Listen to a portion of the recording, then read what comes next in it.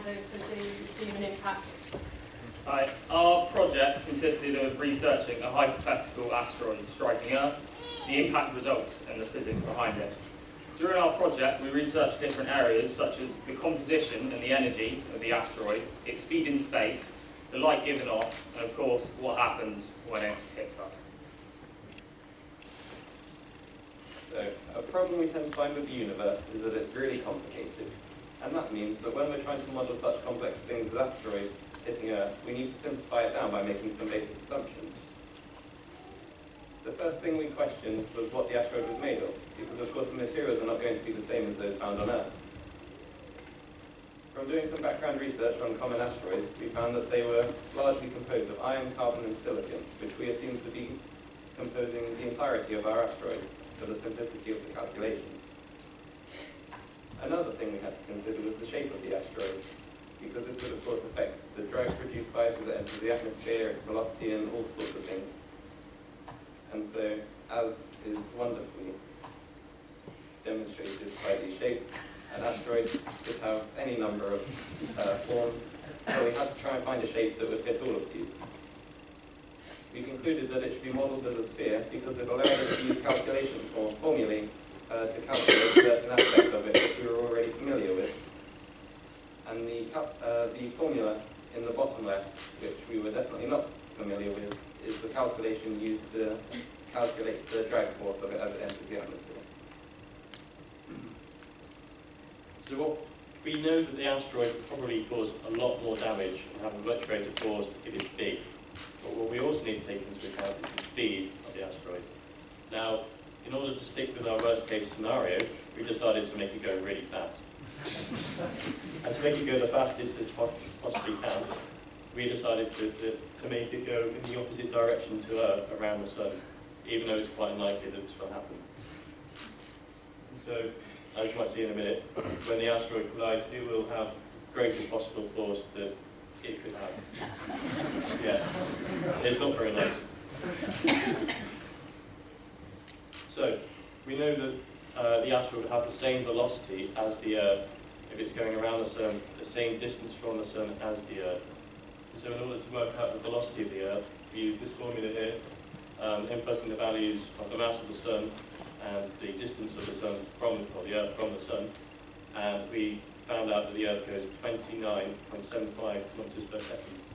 And so in order to get the velocity of the asteroid relative to Earth, we simply doubled that to get 59.5 kilometers per second, which is quite fast. When an asteroid breaks the Earth's atmosphere, it's going to be travelling at a similar speed as it's travelling in space. This happens because the atmosphere doesn't slow down the asteroids very much, especially the bigger, heavier ones, due to the asteroids having such a large force. When we were trying to find out how fast the asteroids would be going as they went towards Earth, we looked at many different sizes. As an example, we looked at an iron asteroid 1 kilometre in diameter, and we found that it would be going 133,000 miles per hour. And it turns out this is 10 times the speed that Comet used to travel. Because it was travelling at such fast speeds, it would be travelling faster than the speed of sound. So it would cause a loud booming noise called sonic boom. This noise is caused by the sound waves ahead of the asteroid being compressed together, so at first you hear nothing, and then you hear a loud boom. You've probably realised by now that there's more to an asteroid collision with Earth than simply a rock smashing into a planet.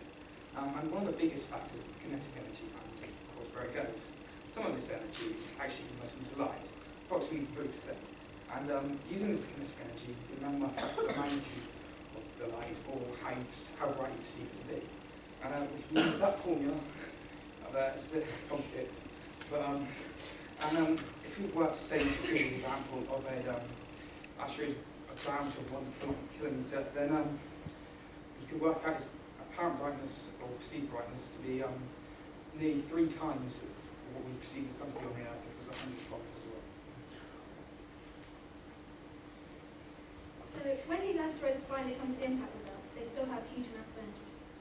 Measuring these amounts of energy in the standard unit, joules, resulted in really long numbers of up to 24 digits, which is quite hard to comprehend. To put these figures into context, we compare these energies to the energies of powerful objects on Earth.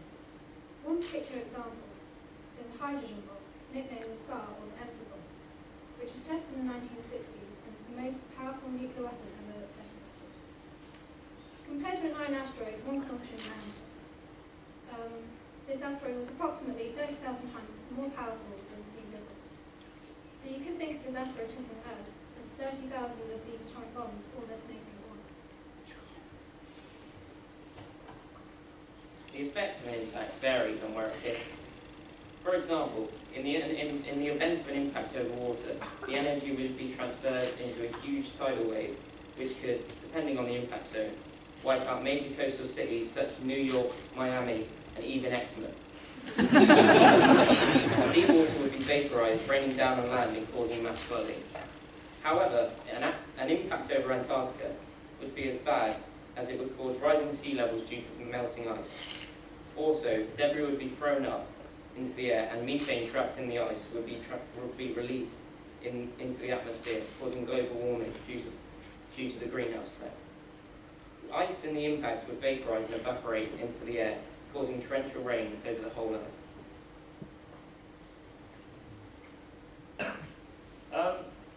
Another obvious one is that it can hit the land. Obviously, we live on the land, so I want to know what will happen there. One possible thing is that we'll burn in a global firestorm, but that doesn't really seem that likely, so we'll look at some other stuff. But the firestorm is caused when there's a vacuum created by the asteroid coming through the atmosphere, and hot dust and debris is chucked up as a result, and then it spreads around the Earth and then falls back to Earth with a parabolic trajectory and sets stuff on fire, more or less. If too much dust is sucked up into the atmosphere, then it can block out the sun completely, which will stop photosynthesis and all the vegetation will die, which wouldn't be good because the last time we had a bit of a cold spell. It can also cause acid rain, so all in all, it wouldn't be that fun to be around. We did an experiment to model what it would be like, and we were going to set it up nice and big here, but Kerry said no. So I'll show you a video instead. It's not quite the same, but it's a close second. We used corn flour to replicate the ice or the light particles being chucked up. And then we used self-raising flour with corn flour to show the different densities of the particles that it will hit. And then we obviously modelled the water, nice big wave, so that wouldn't be good for eczema. But that is worst case scenario, so it probably won't happen. But if it does, you can go, oh yeah, I knew that was going to happen.